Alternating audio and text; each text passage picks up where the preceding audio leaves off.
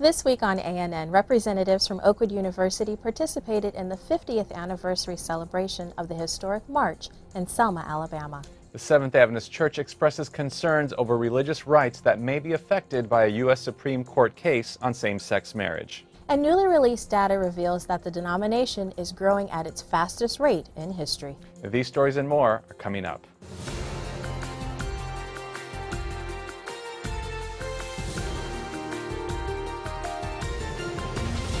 This is ANN, a service of the Seventh-day Adventist World Church. Thanks so much for joining us this week. First in the news, thousands attended the 50th anniversary commemoration of the March on Edmund Pettus Bridge in the U.S. state of Alabama to reflect on past and current civil rights efforts in the nation. The event drew attendees from all walks of life, including civil rights activists who participated in the original march 50 years ago, all the way to the President of the United States, Barack Obama.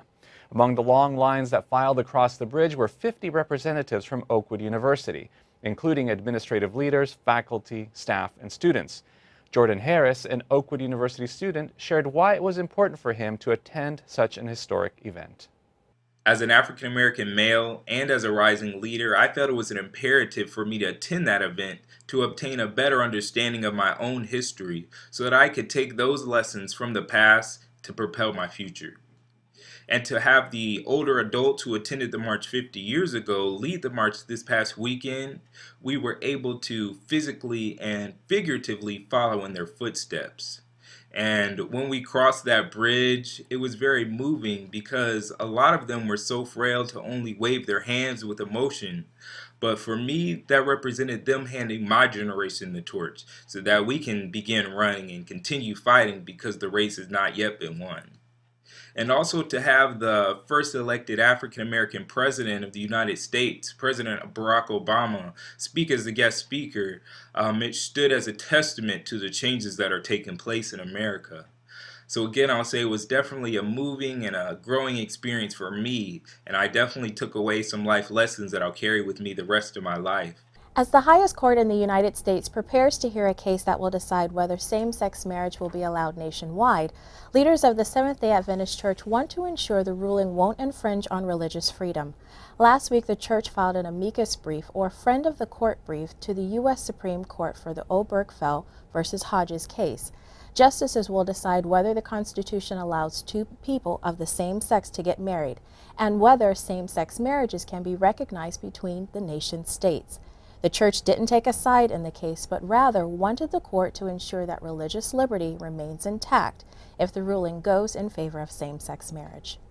The Seventh-day Adventist Church is growing at its fastest rate in its history. According to newly released figures from the church's Office of Archive, Statistics, and Research, a new Adventist church is established every 3.5 hours. In 2014, a record number of 2,446 churches opened, making it the largest single-year increase in membership. Michael Ryan, a general vice president for the Seventh-day Adventist Church, shared how these statistics show the effectiveness of church planting through mission efforts. As you know, we've just had our biggest year in church planting. We've planted more churches last year than ever in our history. Also, our church growth was larger than any other year in history. And of course, as we look at this, we're happy to see that. We're excited about it. People ask me, well, how'd that happen? Well, you know, it happened no different than it's always happened. And that is through the power of the Holy Spirit. We have asked the church to pray, to study the Bible, and to ask God what they might do for their church. Church planting is the best indicator of the health of an organization, a church organization. Because obviously it represents new lighthouses where you have disciples further proclaiming a message of hope. And so it's done through the power of the Holy Spirit. Yes, we have laid careful plans. We've done the best we can. But really what we do is probably very, very insignificant compared to the work that the Holy Spirit does on people's lives to become involved. An Adventist humanitarian agency in Romania recently received 2 million euros to fund a project that will empower young adults in the nation. The Adventist Development and Relief Agency in Romania received the funds from the country's Sectoral Operation Program for Human Resources Development. ADRA Romania was awarded the grant for its step-by-step project, which provides entrepreneurial opportunities for youth between the ages of 18 and 25 in southern Romania. The goal of the program is to foster a business culture among 400 young adults by helping them launch 40 companies. Organizers of the project also hope the businesses will create at least 80 new jobs and will help bring economic, social, and cultural benefits to the country. Due to the ongoing conflict in the Ukraine, thousands of families are still displaced from their homes. To help address their needs, ADRA Canada coordinated assistance in the amount of 750,000 Canadian dollars, or nearly 594,000 US dollars, to provide clothing, food, and household items. The items will help hundreds of families in 7 of ADRA's regional centers in that nation. The Adventist Church in Inter-America recently announced its most ambitious evangelism initiative with the launch of 3 satellite channels for its territory. The 3 channels will join Hope Channel, the official broadcast network of the Seventh-day Adventist Church. According to Leon Wellington, Communication Director for the Church in Inter-America, the main objective of the new channels is to present the gospel to the region in a culturally relevant context. The channels will broadcast programs in Spanish, English, and French in order to reach members and community members throughout the territory.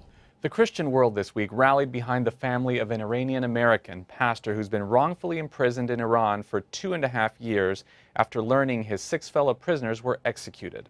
Pastor Saeed Abedini's wife called for Christians to pray for his release. This widely publicized story served as a background to a recent study that was released by the Pew Research Center. The study indicated that there has been an overall decline in social hostilities involving religion worldwide. ANN's Garrett Caldwell sat down with public affairs and religious liberty experts Dwayne Leslie and Melissa Reed to unpack the study's findings. Thank you both for being with me today. Yeah, it's a thank pleasure. you. Thank you for the invitation. So the Pew Research study says that there's a decline in social hostilities, but it also mentions the fact that there is not so much a decline in governmental hostilities. So Dwayne, could you explain to us what's the difference between social and governmental hostilities? Sure. What we see with government hostilities, that's actually government-imposed persecution, or harassment. What we see in some countries are the government actually spying or regulating the movement of religious groups or the way they can actually practice their faith. Social hostilities are more common in countries where there's sectarian violence, one group against another, or one group targeting a specific group because of their faith, and whether it's vandalizing a mosque or violence between Christians and Muslims. Those are social hostilities. Now, Melissa, when we hear about these things, we tend to think overseas, Sure. we think foreign lands. How do Right. these things manifest themselves in North America and other Western Right, countries? right. Well, it's interesting, you know, when you take a look at the Pew survey, just really the diversity of ways that people are persecuted or discriminated against because of their faith around the world. In the North America and in the West, we really see situations where groups are targeted because they're a minority faith group, and unfortunately, a lot of times it's Christians persecuting or discriminating against Muslims or Jewish groups. It's a lot of situations of, you know, vandalism or things like that. Just really not understanding their fellow believer, their neighbors. It's interesting because it isn't necessarily non-religious persecution of religious, but sometimes if there's a religious majority, are you saying that that can sometimes create an atmosphere for persecution of minority religions? Yeah, absolutely. I think particularly when you see a group move into a new community that hasn't had a presence there before and sort of upset the balance of the population, I think it can be uncomfortable, a little frightening, fearful. People can be fearful of change and difference, and so I think that's when we see tensions arise. Dwayne, you're the Director of Legislative Affairs for the Seventh-day Adventist Church. Now, that of course makes us think of government, but what can you do to impact the social scale where things seem to be getting better but may not be? Well, as Melissa pointed out, one of the things I think that really drives some of the problems, both here in the United States and around the world, is really a lack of understanding. There's a certain fear that comes up, and some of that fear comes from lack of exposure or knowledge about people that are different or who believe differently than you do. So one of the things that I try to do on behalf of the church is to write in a national or international forum to at least expose people to learning why it's so important to protect religious freedom and why it's okay not to be afraid of people who might think or dress or worship differently than you do. I think education is really the first key. And then also to support legislation that promotes tolerance and other governmental activities to allow for the free and fair exercise of religion. Now, Melissa, you work with many people of different faiths, but as you travel around and speak to Seventh-day Adventist audiences, are there things that you hear that particularly concern you? In fact, I'll ask both of you to respond to this question. Sure. First of all, my very favorite aspect of my job is being able to travel around and communicate and interact with local church members. First of all, it gives us a real sense of where our members are, but also a lot of times we feed off the passion of the church members for our particular issue, and that's really exciting.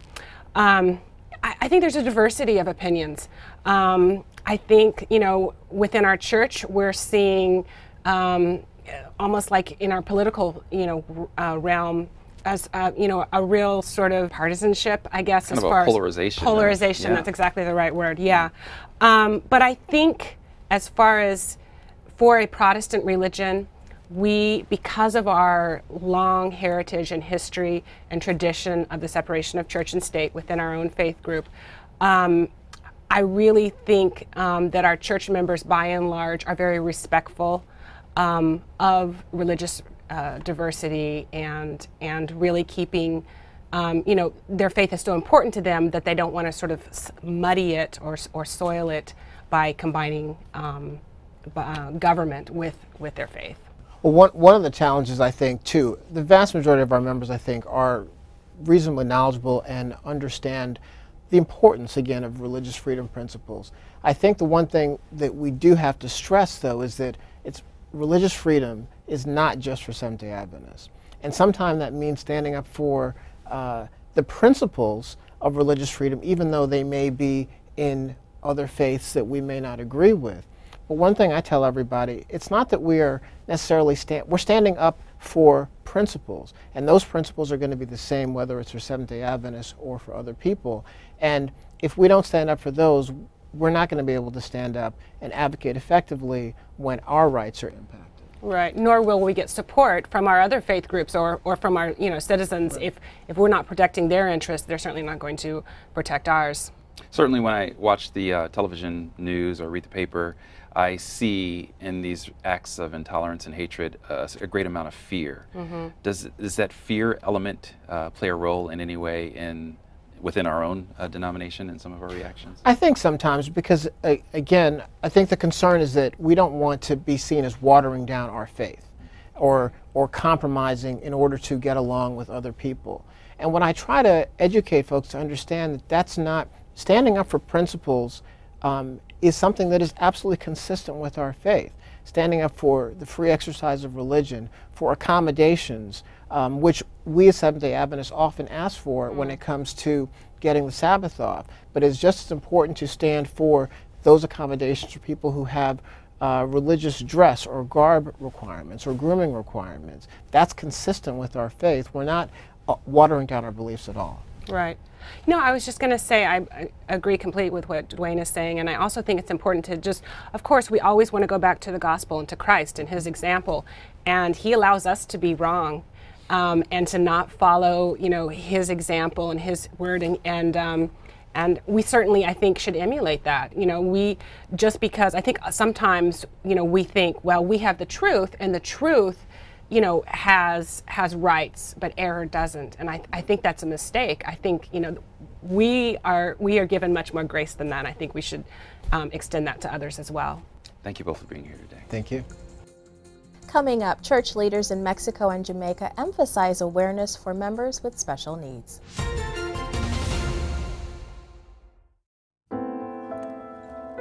I was once in the town of Ljubljana in Slovenia.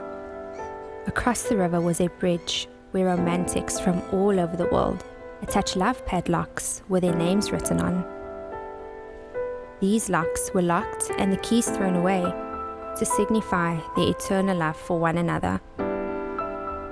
Padlocks rust, people change, relationships end, but Jesus' love is everlasting.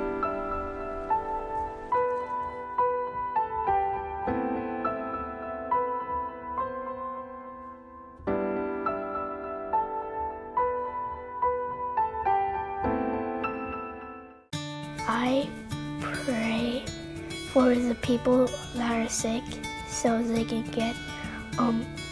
get better. All around the world, children are praying at 7 in the morning, 7 in the evening, and 7 days a week. I pray for everybody in Haiti that does not have a home. Join the movement in your family today. 777 Prayer Kids.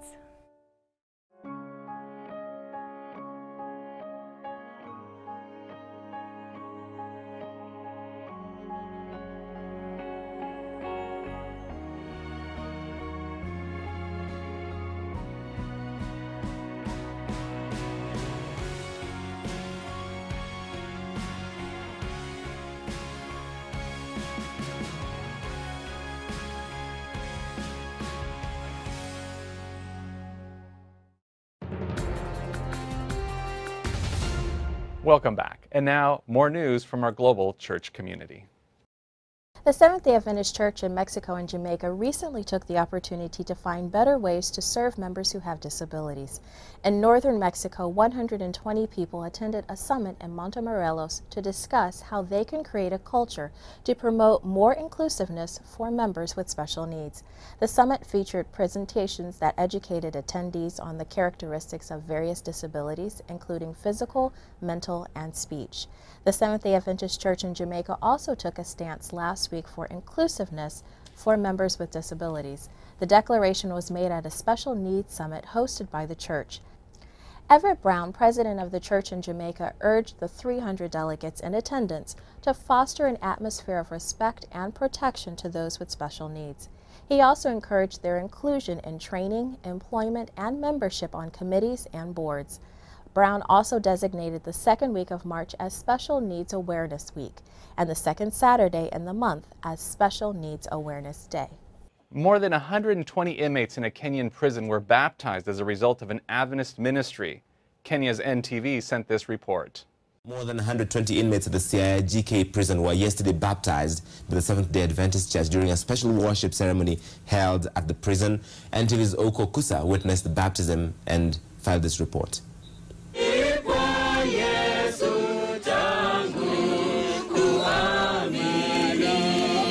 As the choir sang church hymns, the new converts humbly submitted themselves to Pastor Alfayo Tuoma, who did not hesitate to dip them into the holy waters, one after the other. The prisoners, some of whom are serving life sentences, chose to be born anew after several months of spirited evangelistic campaigns conducted at the correctional facility by Pastor Tuoma and members of the Seventh-day Adventist Church. The first baptism I conducted here, we baptized 90 of them, of which 10 were capital offenders. Yes. The second year, we baptized 85. The initiative, the pastor says, was intended to inculcate discipline and good morals among the inmates. I meet them outside, and it is joy. They tell me that they have accepted Christ. Some of them are very good Christians. This one changes their directions of thinking. Pastor Tuoma believes that the move will go a long way in promoting freedom of worship in the prisons. Okokusa NTV in the county of Siaya.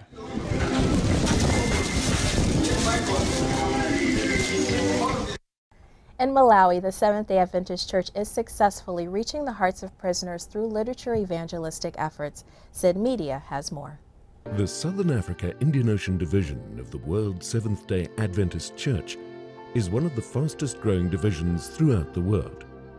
Many evangelism campaigns have been carried out across this division, and thousands upon thousands of new souls have been baptized because of these campaigns. Among the major evangelism tools employed by the SID to win new souls for Christ is the literature evangelistic work, affectionately known as the LEs. The literature evangelists have been instrumental in winning new souls for Christ through the printed page. Millions and millions of spiritual books, including the Bible, have been used to reach out for new souls by the LEs. And the SID is full of living testimonies of what the printed page has done in spreading the three angels' message. The testimony of the power of the printed page would not be complete without the testimony of what is happening in some of the prisons in the Southern Africa Indian Ocean Division. Just a few weeks ago, more than 20 prisoners were baptized into the Seventh-day Adventist Church after going through the Voice of Prophecy Bible Studies, VOP. Hope Channel drove more than 200 kilometers to witness this special occasion in Voorburg in the Western Cape Province near Cape Town, the mother city of South Africa. It was humbling to see the prisoners accepting Jesus Christ as their personal Savior, a cause to celebrate miracles of God's grace. This is the greatest day of my life, and I praise the Adventist people for visiting us here in prison. But there's one thing about this church, these people, they are well organized. All praises to God who can work and change hard criminals into soft, spiritual people. This book is very small, but it changed my life here in prison. The former director of an Adventist education institution and leader of the church's family ministries passed away this month at the age of 92. Delmer Holbrook served as president for the Home Study Institute for 20 years. Together with his wife, he also led the Seventh-day Adventist Family Ministries Department. According to the Adventist Review, Holbrook was known for his boundless energy, creativity, and putting the word fun into Christian life.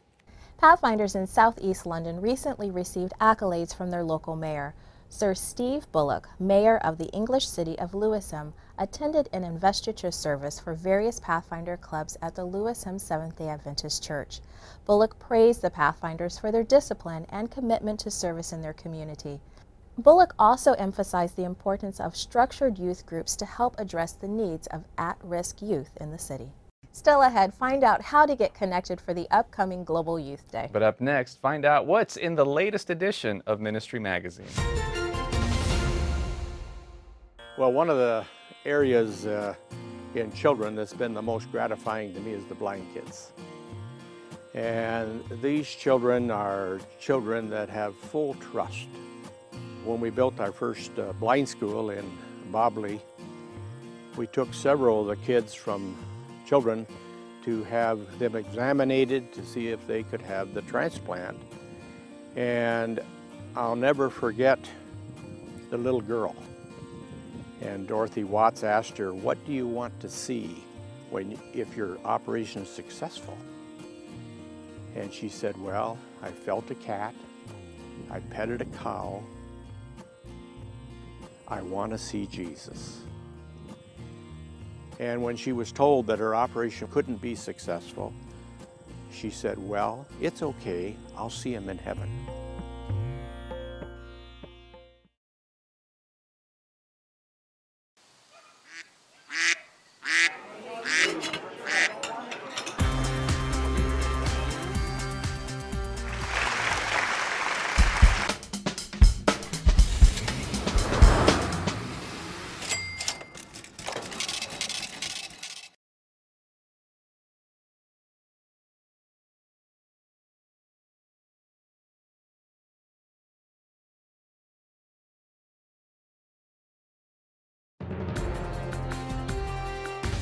Derek Morris shares a preview of the latest issue of Ministry Magazine. One of the most commonly asked questions, especially by people who don't believe in God, is why is there so much suffering in the world? If there is a God and He's good, why does He allow so many bad things to happen? That's an important question, and the Bible gives us an important answer to that question. The lead article in the March issue of Ministry by Dr. Richard Rice, professor of religion and philosophy of religion at Loma Linda University, is entitled "An Enemy Hath Done This." Richard Rice looks at what the Bible teaches about the great controversy between good and evil, why there is so much suffering in the world, and God's answer to the chaos in which we find ourselves. I want to challenge you to read that article, "An Enemy Hath Done This." It's not just bad news, it's good news when we see God's plan to solve this suffering problem once and for all. You can go to our website at ministrymagazine.org and read the entire article. You can also explore many other articles, go through the archives and search on the topic of suffering and find some answers that will bless your friends who are struggling with this question. ministrymagazine.org. God bless you as you find God's answer to the problem of suffering. Are you looking for a way to get involved in this month's Global Youth Day, but you don't know where to start? Angela Taipei sat down with Vanessa Correa to discuss how you can participate on social media. So Vanessa, Global Youth Day is coming up. Yes. March 21st? Yes, Sabbath, March 21st. And how, before that date, do I figure out what's going on, what people are planning to do around the world? Where do I go for that information? Well, I'm getting so many flyers and photos from people all over the world. I mean, every corner, countries I've never even heard of, at facebook.com/Adventist Global Youth Day. You can upload your pictures there and let us know what you're planning. Okay, and when the event actually happens on the 21st, and I'm interested in seeing what everybody is doing, where do I go for that? That would be globalyouthday.org. And if you want your activity and your photos and videos with your group to show up on that map, the 24 hours of March 21st, you need to upload through the Global Youth Day app, which is available for Apple and Android.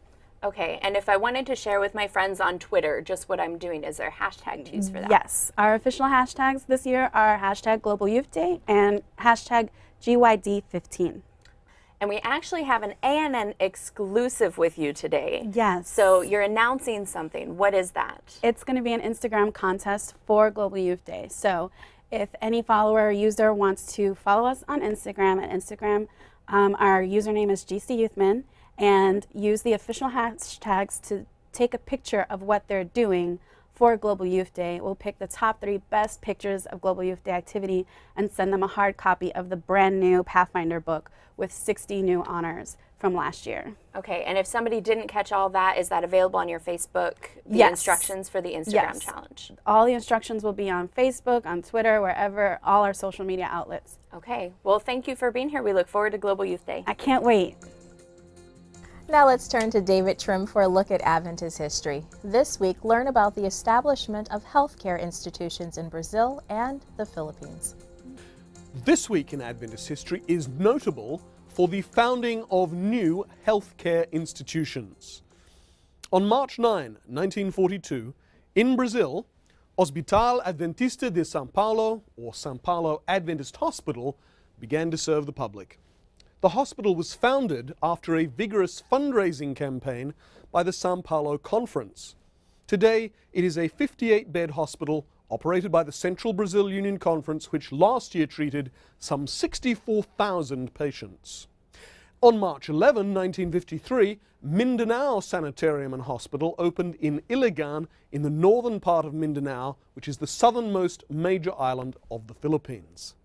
It was the outgrowth of pioneer medical work begun in Tamparan, Dansalan, now Marawi City, in 1948 by R.T. Santos with Feliciano D. Ponce, a dentist, and 3 nurses, Ruby Burnett, Lucena Garcesa, and Tarcela Torrico.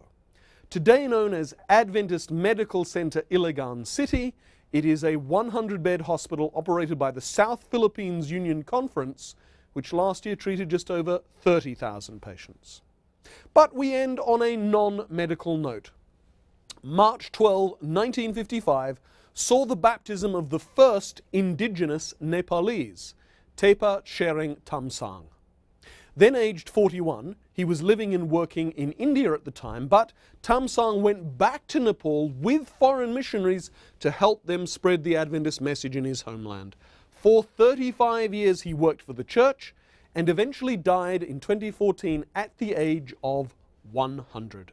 That was this week in Adventist history.